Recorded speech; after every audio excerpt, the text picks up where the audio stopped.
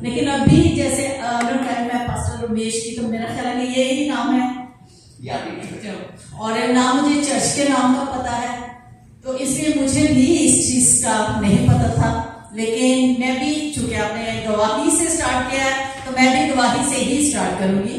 और मेरी गवाही यह है कि मैं इससे पहले मैं डेनिवल में आ चुकी, और डेनिवल में मुझे चर्च ऑफ ऑल नेशंस ने इनवाइट किया था, और वहां पर जो है मैं 11 डेज के लिए आई, और 11 डेज में मैंने 5 चर्चेज में प्रीच किया। बट जब उसके बाद जो है, अभी मैं जब सेकंड टाइम आ रही, तो बार बार जो मेरे दिल में था, मैं उस वक्त अभी दुबई और शारजाह में मिशनरी टूर पे थी, जहां मैं 2 मई को आई। 2 मई से पहले जो है मैं दुबई में थी, और वहां से जैसे मैं घर पहुंची तो एक कॉन्फ्रेंस के सिलसिले में मुझे रिहाड़ी और मुल्तान जाना था।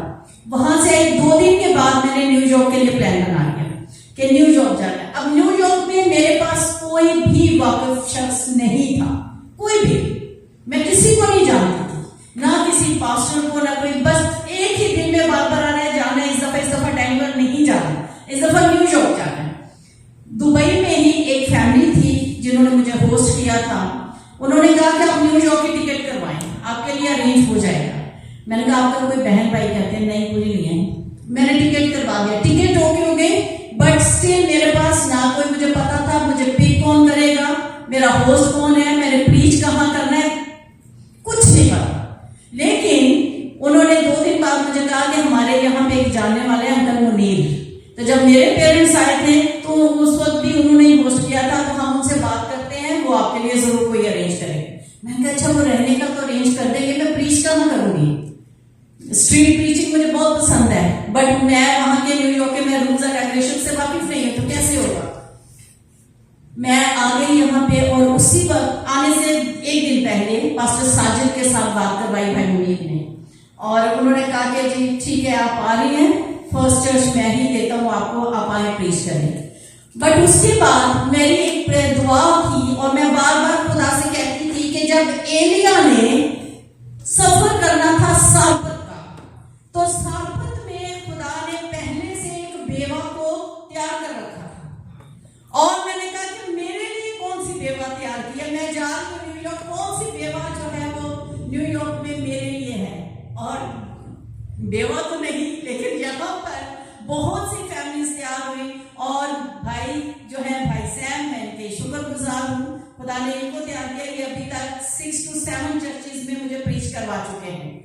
भाई मुनीर ने एक चर्च का, और बाकी सारे चर्चेज हैं, और मैं चाहूंगी कि आप सब इनके लिए करें, ये भी इनकी खिदमत का एक हिस्सा है।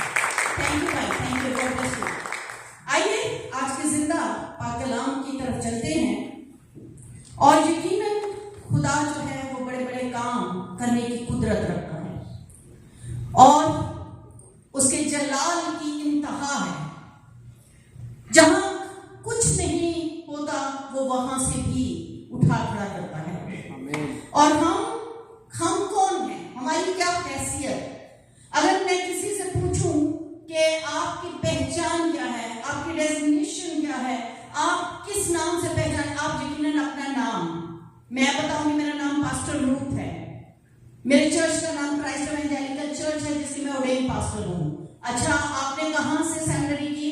मैंने फेयर थियोलॉजिकल सेमिनरी से मैंने एमबीए किया, और खुदावन बहुत सी जगहों पे इस्तेमाल कर रहा है। ये मैं अपना इंट्रोडक्शन दे रही हूँ।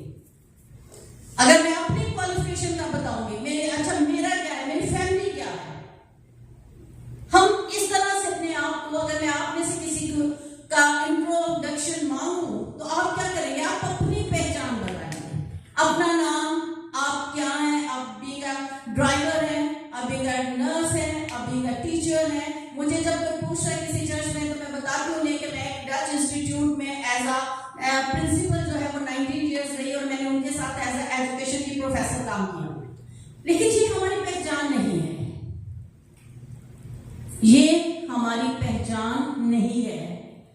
आइए कलाम में से देखते हैं हमारी पहचान क्या है। अब यहाँ पे रहते हुए अब अपनी पहचान क्या लोगों को बताते हैं? मैं हिंदुस्तान से हूँ, मैं पाकिस्तान से हूँ, मैं इस फैमिली से बिलोंग करता हूँ, मैं कन्वर्ट हुआ हूँ, मैं क्रिश्चियन हूँ, मैं बार क्रिश्चियन हूँ, नहीं। आइए गौर करें, ये साफ निकाले Matthew chapter 5 verse 13. Matthew chapter 5 verse 13. मत्ती की अंजील 5वां बाब उसकी 13वीं आयत में क्या मजमून है? तुम पृथ्वी के नमक हो, परंतु यदि नमक का स्वाद बिगड़ जाए तो वह फिर किस वस्तु से नमकीन किया जाएगा? फिर वह किसी काम का नहीं, केवल इसके कि बाहर फेंका जाए और मनुष्यों के पैरों तले रौंदा जाए। आमीन। आमीन। गौर कीजिए, तुम जमीन के नमक हो, लेकिन अगर नमक का मजा जाता रहे तो वो किस चीज से नमकीन किया जाए?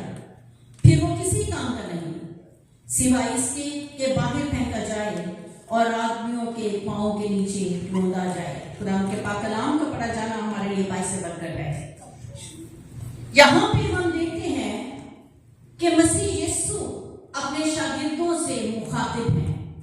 वो अपने शागिर्दों से बात कर रहे हैं और शागिर्दों को वो बता रहे हैं और उन्हें याद दिला रहे हैं कि तुम्हारी हैसियत क्या है, तुम जमीन का नमक हो।